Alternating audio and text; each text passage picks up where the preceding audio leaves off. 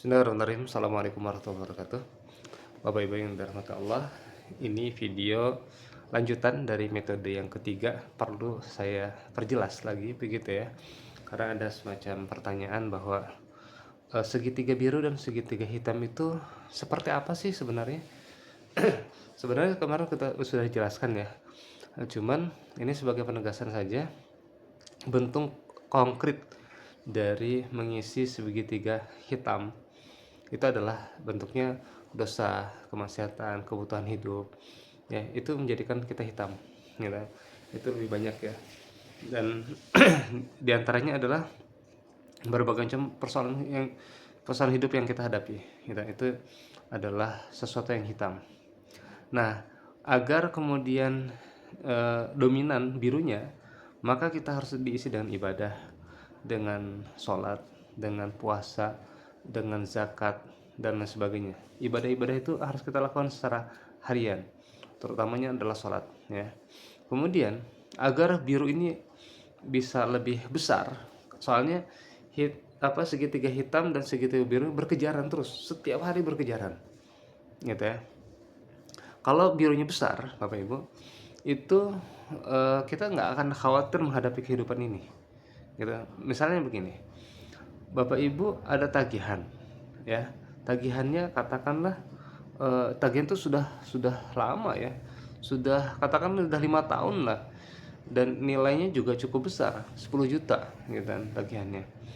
Nah, kalau Bapak Ibu itu tidak punya uang, tentu khawatir kan gitu, tagihannya ini akan berdampak kemana-mana begitu, dan kita akan deg-degan gitu.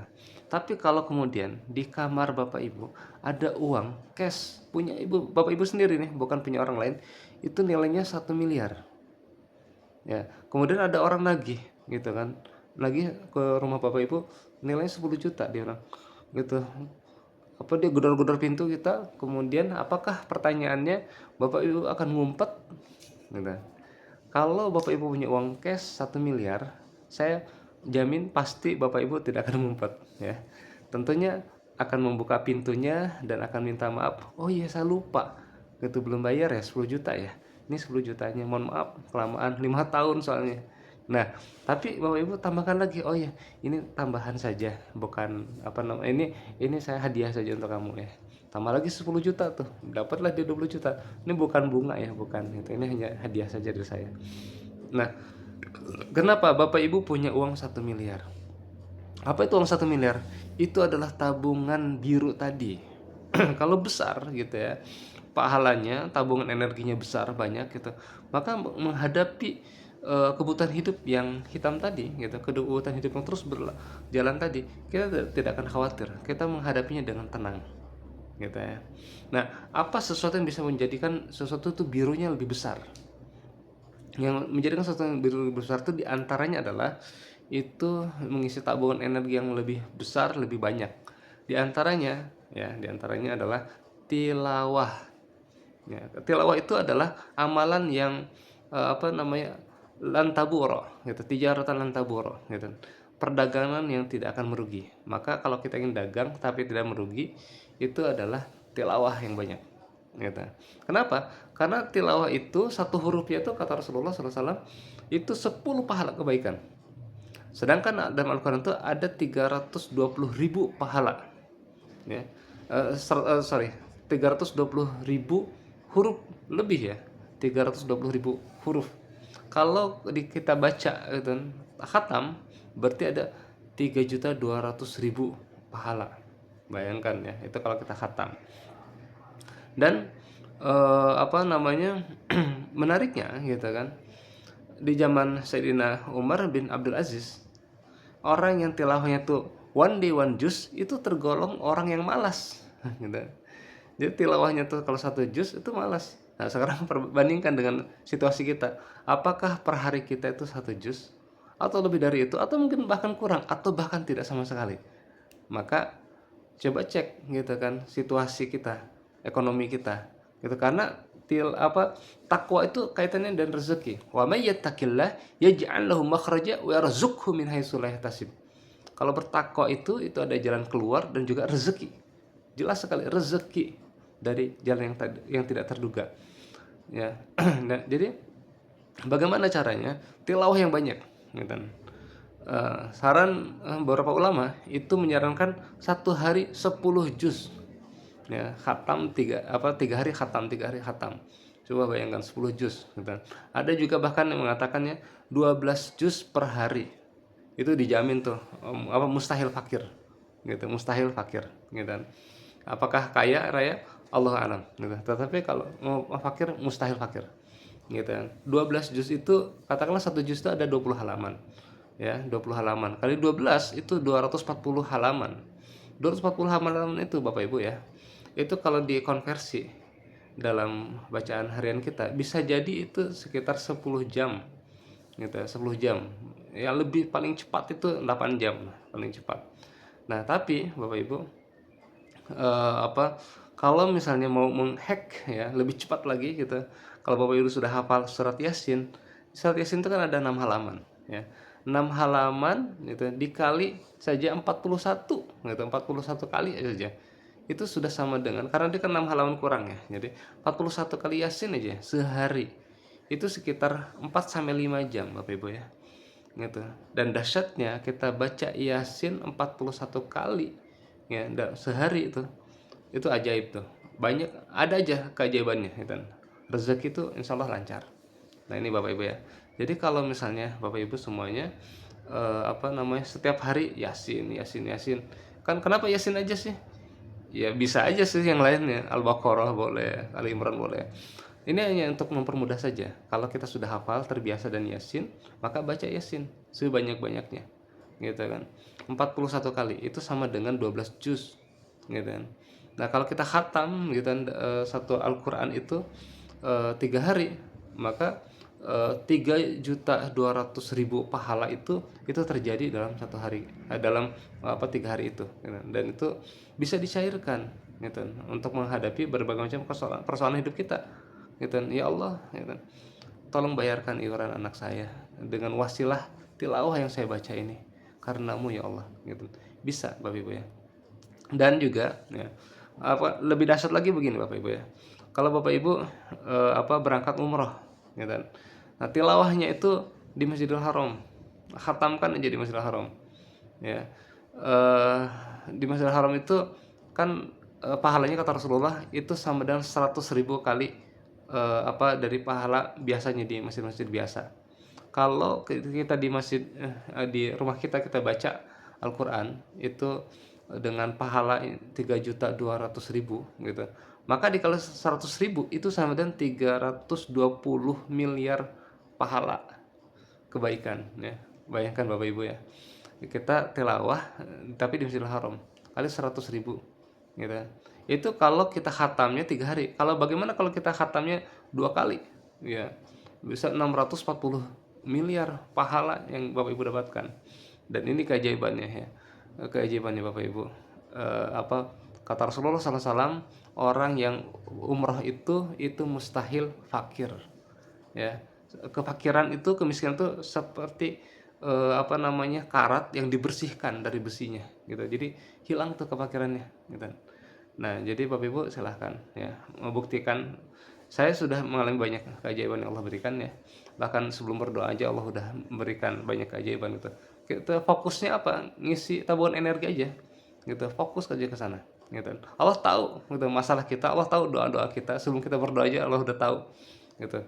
Tinggal isi saldonya gitu. Wa may yattaqillahnya. Barang siapa yang mengisi saldonya gitu, yaj'al lahu makhraja. Pasti keluar kok gitu. Pasti cair, pasti bisa di withdraw gitu. Dan kalau saldonya banyak gitu, warzuqhu min haitsu la yahtasib. Rezekinya tak terduga. Nah, masalahnya adalah kebutuhan kita besar, banyak gitu. Maka tilawahnya jangan sekali, terus-terusan aja. Terus aja istiqomah gitu. Nah, itulah yang dialami oleh Sayyidina Umar bin Abdul Aziz dan rakyatnya di masa itu.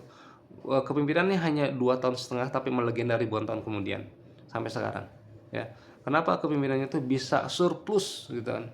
Karena rakyatnya itu rajin tilawah dan minimalnya satu juz saja dikatakan malas gitu kan.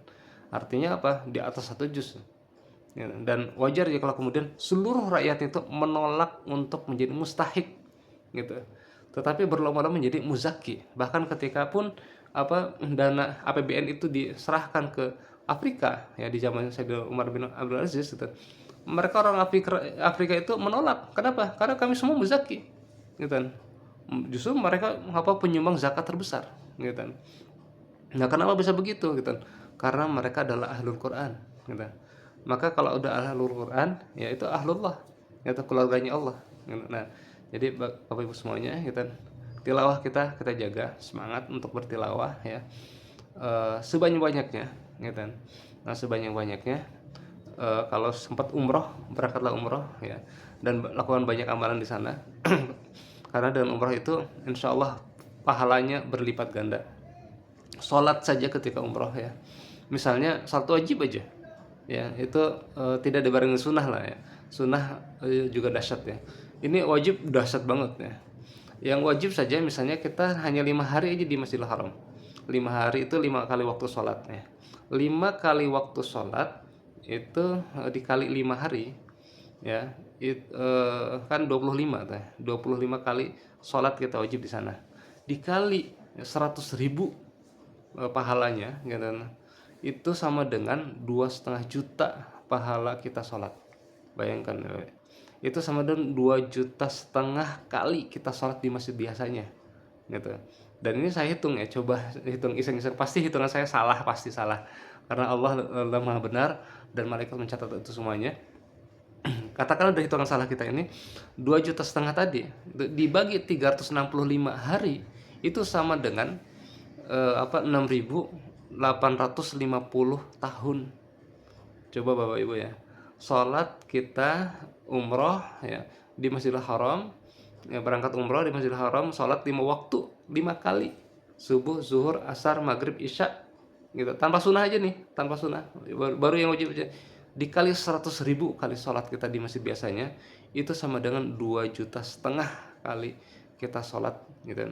Dan kalau dibagi 365 hari sama dengan 6.850 tahun. Coba bayangkan ya, sholatnya 5 hari tapi start dengan 6.850 tahun. Jadi Bapak Ibu semangat untuk meraih pahala Allah sebanyak-banyaknya. Cari cara yang tercepat gitu kan, terbanyak gitu kan. Cari lokasi yang paling strategis. Kalau bisa umrah aja. Tapi bagaimana kalau mau umroh nggak ada dananya? Nah ini dia Bapak Ibu ya. Saya kasih tips lagi ya. Kalau kita nggak ada dana untuk umroh ya, Rasulullah SAW itu bersabda ya di dalam hadisnya itu, barang siapa bertalbiyah gitu, maka sesungguhnya bebatuan, udara, tumbuhan ikut bertalbiyah gitu. Dari ujung timur sampai ujung baratnya. Jadi kita sering-sering aja bertalbiyah. Labbaik Allahumma labbaik, labbaik la syarika laka labbaik. Itu sering saya lakukan begitu ya. Dan izin Allah, Allah berikan saya kesempatan umroh 40 hari tanpa travel. Jadi umroh mandiri dengan izin Allah di 2024 ya. Allah berangkatkan gitu. Dan menariknya lagi, ini keberangkatan luar biasa juga gitu ya. Jadi Allah siapkan dana segalanya. Walaupun ketika itu tidak punya dana ya. Gitu. Allah berangkatkan semuanya gitu kan. Allah mudahkan semuanya. Di sana pun Allah mudahkan semuanya gitu. Dan izin Allah. Nah, jadi dan bahkan pulang juga dahsyat sekali ya. Allah berikan saya kejutan lagi gitu. Banyak sekali yang Allah berikan kejutan. Jadi Bapak Ibu begini. Intinya semangat gitu. Dan rasakan bahwa kita sudah terjadi gitu. Umrah sudah terjadi. Ucapkan aja labbaik Allahumma labbaik. Labbaik la syarika lak labbaik. Innal hamda wan ni'mata lak wal mulk la syarika lak. Terus baca itu. Gitu. Dan kalau kita bosan dengan bacaan seperti itu, baca aja sholawat ya. Saran saya, bacalah sholawat Dalailul Khairat. Sholawat Dalailul Khairat itu sholawat, kumpulan sholawat yang dikumpulkan gitu, oleh seorang ulama begitu. Dan itu kumpulan semuanya sholawat gitu. Tidak ada permintaan dunianya, nggak ada permintaan dunia. Semuanya hanya bersolawat untuk Rasulullah aja gitu. Dan dengan izin Allah gitu, dengan Dalailul Khairat insya Allah Bapak Ibu dimudahkan untuk berangkat ya, karena sampai ke tempatnya Rasulullah SAW, di mana Rasul dilahirkan dan di mana Rasul meninggal, kita akan sampai ke Mekah dan di Madinahnya. Barakallah ya Bapak Ibu. Jadi semangat ya untuk mengaplikasikan metode ketiga dari keberlimpahan Nabi Sulaiman ini. Ya, semoga Allah mudahkan dan jaga semangatnya. Kita saling mendoakan, semoga Allah ringankan kita semuanya. Assalamualaikum warahmatullahi wabarakatuh.